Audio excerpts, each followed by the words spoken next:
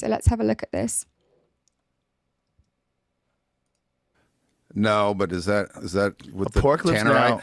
No, Apocalypse Now is Ted Nugent and this guy that calls himself Pigman, who has a show on one of the Sportsman's channel, the Outdoor channel. They shot like 250 plus pigs in an afternoon, and they all did it out of helicopters. And it's like da da da da, like flying. It's insane. And you watch, you're like, how is this legal? Like, I guess it's legal because you have to do it that way. They have so many pigs. Like, here it is. This is Apocalypse Now. It's all slow mos of headshots. That's Pigman. I don't want to put a number on it. I'm having a hell of a time. I got guys scattered everywhere, all on dead pigs, gutting them, loading them in Rangers, taking them, feed a whole lot of people. That's the other thing. The Hunters for the Hungry. I mean, yeah, that's a really good. It's an amazing program. Yeah, they shoot an incredible amount of these pigs and then feed them to people, and it is good, man. There's a guy out here named Jesse Griffiths who owns a great restaurant called Die Due in Austin, and he runs a school where he teaches people how to hunt. He teaches them first how to shoot rifles, then how to hunt, then they hunt hogs, teaches them how to butcher them and cook them. And he's an amazing chef. And this guy, I mean, if you think that wild hogs taste like shit, talk to this guy. And because he'll knock it out. Oh my God. Some of the best meals I've ever eaten in my life. He cooked. The thing is, as an animal lover and an ex-vegan, this kind of stuff, watching animals get killed, it does make me a bit sad. I do actually feel a bit of pain, and I'm like watching it like, ouch. But the only reason I feel that way is because I get my meat from a supermarket. I don't have to see that. I don't have to watch it die. I don't have to be a witness to that. But if that wasn't an option, if there was no supermarket to go to get my meat, I would be without meat. Therefore, I know for a fact I would feel this intense urge to have meat, and I'd be forced to go and kill animals myself in order to get food. And that wouldn't even be an option to go without, because I've gone without before. I was vegan and I saw what it did to my body. I saw the rash that my whole body was covered in for almost the entire year. I felt the lack of energy. I saw my skin completely zapped of any glow, and I saw my hair falling out, and I saw my hair start to go grey, and I lived through that, and I could never do that again. So I know that if I couldn't get my meat from a supermarket, I would have to start hunting and slaughtering animals myself. But yeah, my great-grandma literally used to, not even my great-grandma, my great-grandma, my grandma, and my mum all took part in killing their own animals for food. They had a farm, and they would literally go out when they wanted to have a roast chicken and cut the head off a chicken and eat chicken. My grandma used to grab a whole pig and cut its neck and kill it, and she felt nothing towards it, because that's just how life is if you live in the country and if you have a farm and if you feed yourself off your own crops and animals. So it's just how it is. But in the West, we can't really comprehend that because we haven't been raised that way. We haven't been raised as that being the norm. So yeah, but I know that I need to move into a mentality of that being the norm, and it will happen eventually when I have my farm. It's going to happen. At the moment, this still hurts to watch, but not forever. Diver duck, which everybody says are disgusting. I've Like only a had it scaup? once. Yeah, I've only had it once from him, because they say the diver ducks eat all the shit that's at the bottom, all the muck that's at the bottom, and most people say they taste disgusting. He cooked it. It was one of the best foods I've ever eaten in my life. Really? Yeah. He just knows how to do it right. He's like, it's not that these things taste bad. It's just people don't have the knowledge of how to prepare them correctly. Well, if you think about it, you can go to any gun store or pawn shop and buy a 30-year-old Remington 700 with a scope on it for $400. Box of bullets is going to cost you $30. License is going to cost you $35. You can go shoot a hog, you can go shoot a deer, which someone's got to manage them. The ecosystem's demolished, so there's nothing else doing it. So they're just going to overpopulate and disease. And you can create a year's worth of meat for $600. Yeah, it's incredible. And then the next year you cut it down to 300, and then the next year you cut it down to 150. Yeah, and it's fun. Yeah, yeah, it's a fun thing to do. Yeah, and it's and very satisfying. You're taking responsibility for your own food. Yeah, and still there's people that think there's something wrong with that, but that's how disconnected society is. That's the look. I think one of the most absurd positions anyone can take is they're a vegan for an ethical reason. It's preposterous. You could do it for a medical reason, even though I don't know what that reason would be, but maybe you can't process, meat, you can't process proteins like that.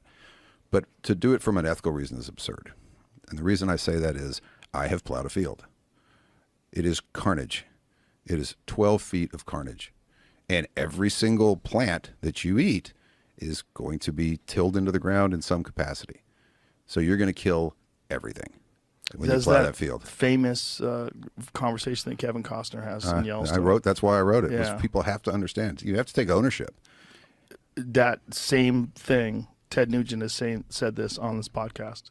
He said, if you want to kill the most things, become a vegan. Yeah, 100%. If you're thinking about individual life, if you don't think that one life equals one life, if you think that small things aren't as valuable as large things, that's a totally different discussion. And that's It's true. Apparently, a cow can kill. What? Sorry, not kill. Apparently, a cow can feed a family of 4 for an entire year. So, like an entire cow, if you use everything and you kill one cow, cut it into bits, store it in a freezer, it can feed a family of 4 for an entire year. So think about that. You only have to kill one animal for an entire year to survive on it. Whereas if you're a vegan, you have to eat so many vegetables to get any nutrients, and even then you're not getting anywhere near as many as you would with one steak. You have to kill so many animals through the process of getting those vegetables, because when you're getting the vegetables and ploughing the crops and ploughing the field, you are killing deer, rabbits, mice, rats, hares, rabbits, birds. Literally countless animals are being killed in the process of you getting your vegetables and fruits. So it's definitely not the ethical diet that everyone claims it to be. And I found that out, and that's definitely one of the reasons why I stopped being vegan, because I looked at the evidence as to how many animals I was killing, and I was like, wait a minute, this is a scam. I'm literally killing more animals than I would if I was a carnivore. Literally makes no sense. And so, yeah, I definitely made that switch, and everything just felt so much better. I was just a whole different person. It was amazing. a weird discussion. But if you think that all life is sacred, well, what about the lives of the ground nesting birds, fawns? Yeah. What about the lives of rodents, insects? All those things are getting demolished. The average organic avocado farm in Central California is going to kill, on average, around 19,000 ground squirrels a year. That's not counting the billions of bees, because they're going to bring the bees up from Brazil to pollinate the trees, and then they're going to fucking die. They're not sending them back anywhere. They're not keeping them in some. No, they're gone. They're going to spray with some organic, which is probably just like compressed cayenne pepper. They're going to spray the trees. They're going to kill every bug, every plant, everything. All you got to do is drive I-5 through the San Joaquin Valley, and you'll see plenty of almonds. You'll see plenty of all these different groves. You won't see any birds. You won't see anything else. Yeah, veganism is such a scam. I find it funny how carnivores actually took on Veganuary, which is a month dedicated to vegans, January, and they turned it into World Carnivore Month, which I love, because as a past vegan, I used to participate in Veganuary, and it is just an absolute load of scam brainwashing. Let's get as many people to join our cult, I'm going to call it, as possible. And let's get as many people eating a diet that is not beneficial for them, that's not bioavailable, that is going to cause so many health conditions. I truly believe the government wants us to be vegan because it's going to cause so many health conditions, and because they're working with Big Pharma, and Big Pharma are going to profit massively when we all get sick and we're depending on medication from our vegan ailments and illnesses, which, yeah, it's a very, very, very clever plan, to be honest, but they are clever people who know exactly what they're doing and who have very evil intentions. Anyway, let's carry on. They fucking killed them all. Yeah, that's a hard pill for a lot of people to swallow that think they're doing something that's ethically correct. Well, if you look anywhere in the ecosystem, take man out of it, virtually everything is living at the expense of another organism, to the degree that if a certain weed grows up over the grass, it's killing the grass. If the tree grows up, this little sapling grows up over the grass, it's killing the grass. The grass grows up before the weeds, it kills the weeds, kills the flowers, kills this. Everything is in competition with everything else.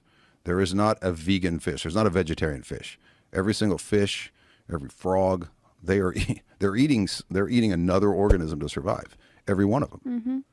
And that's what we did for as long as, whenever we split from apes, that's what we did. I don't believe that we split from apes, so I'm not going to agree with that point, but I do believe that we have been eating meat and animal products for centuries now.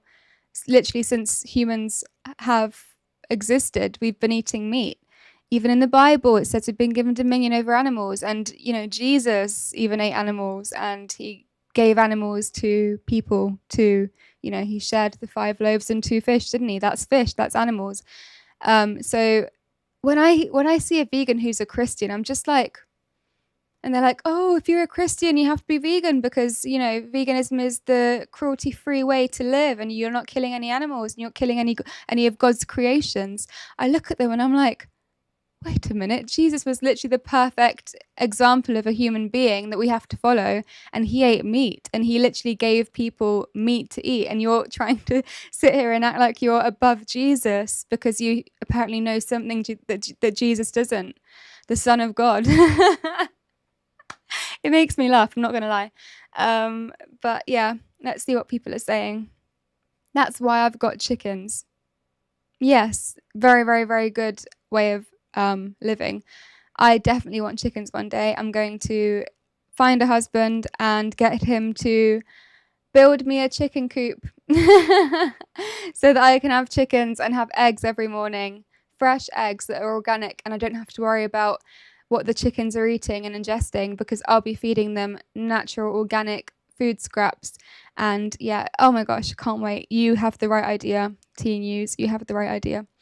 Someone said vegetables, particularly leafy greens, are also full of anti-nutrients such as oxalates, not to mention they're heavily sprayed with pesticides, which are more harmful than most people realize. Exactly. Thank you so much. Finally, someone said it. I've spoken about oxalates before and anti-nutrients. I've been told it's a conspiracy theory, as with everything I talk about. Apparently, I'm a massive conspiracy theorist, guys. It's funny because there's actually scientific proof for this, so quite funny how they call me a conspiracy theorist for saying this, but yeah, it's very, very true. They have their own protection mechanism, which is a toxic gas, which they use to try and avoid being eaten.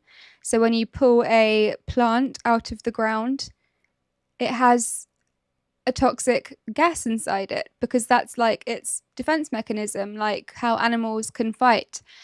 Plants can't fight. They haven't got arms. They haven't got the ability to fight. And so they have a toxic gas, which is their defense mechanism. And when we eat that toxic gas by eating the vegetable, it does go into our stomachs and it causes digestive issues, and many other issues are caused by eating oxalates and anti-nutrients. So definitely not the way to go. I mean, every now and then it's not going to kill you, obviously, but I definitely notice a difference. I feel quite bloated when I have vegetables.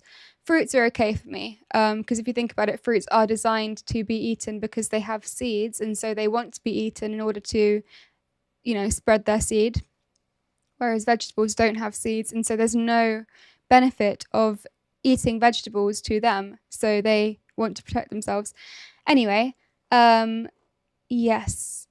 pesticides as well. Oh my goodness. So bad. Pesticides are linked to so many health issues, cancer, dementia, Alzheimer's. So many things are linked to pesticides, and people do not seem to realize it, and they get food from the supermarket.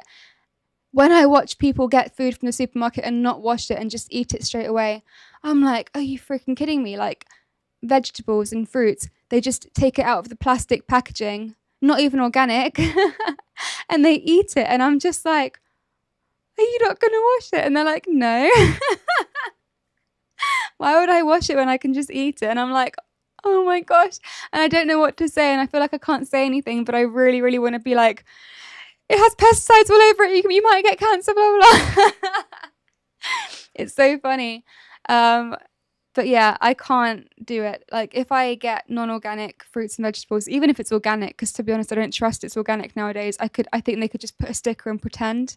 So I like to wash all of my fresh produce, fruits and vegetables in a mixture of water, vinegar, and baking soda. And I just put it all in there, mix it all around, let it soak for at least an hour. And then I rinse it again with cold water. And then I put my stuff in the fridge because I cannot just eat fruits and vegetables straight out of the packaging. How can you do that? I did it once and I tasted bitterness and I was like, wait a minute, this is gross. I can taste the pesticides. And it was like, never again. And so, and then I washed the grapes in baking soda and water and vinegar, and the bitterness was gone. And I was like, I've just proven this. I've just proven the fact that this, these pesticides do have a taste and they are on there. Like, it's not like a conspiracy theory. It's actually there. Anyway, let's carry on. Oh, I let my chicken free range and feed the wheatgrass. The eggs taste way better, and feed them wheatgrass. The eggs taste way better. Very good. Wheatgrass, probably, it must be good for them. Yeah, I've heard that grains aren't so good for animals, and it causes their produce to be not as good for us either, especially because, it's GMO, usually grains. So probably the right way to go. I'll stick to food scraps, and I might even introduce a bit of wheatgrass when I get my chickens. We'll see. And Shane Nolan said, circle of life. Exactly, Shane. Circle of life. All animals eat other animals at some point. I mean, not all, but even like herbivore animals eat insects every now and then. So even chickens eat insects. You know that, right? And people don't know this. They're like, oh, look, chickens can eat just grass and they're okay.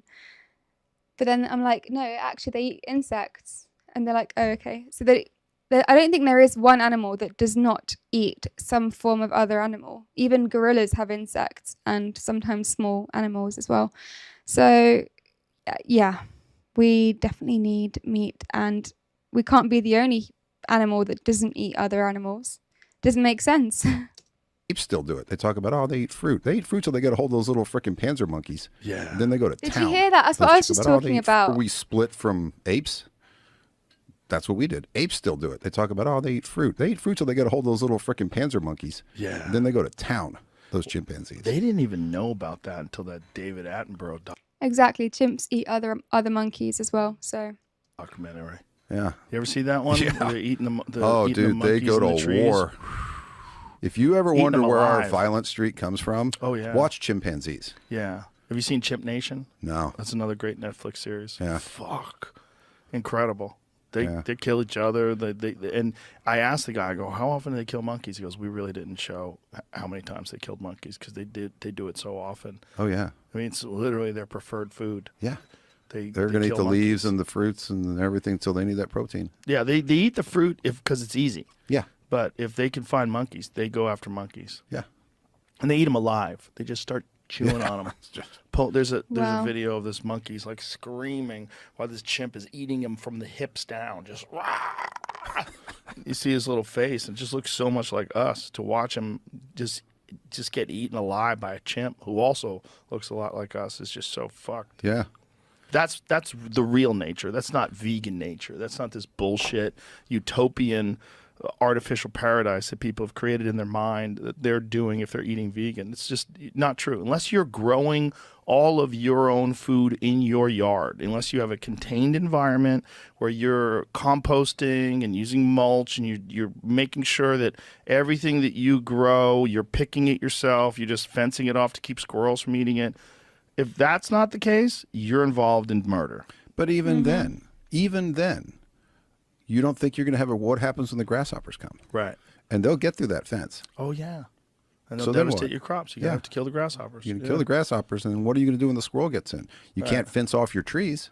Yeah. So what are you going to do? Well, you're either going to give away a lot of your crop, which you're not going to want to do, or you're going to come up with a way to, or you're going to run the squirrel off. Okay, well, then you just killed it because you ran it out of its habitat.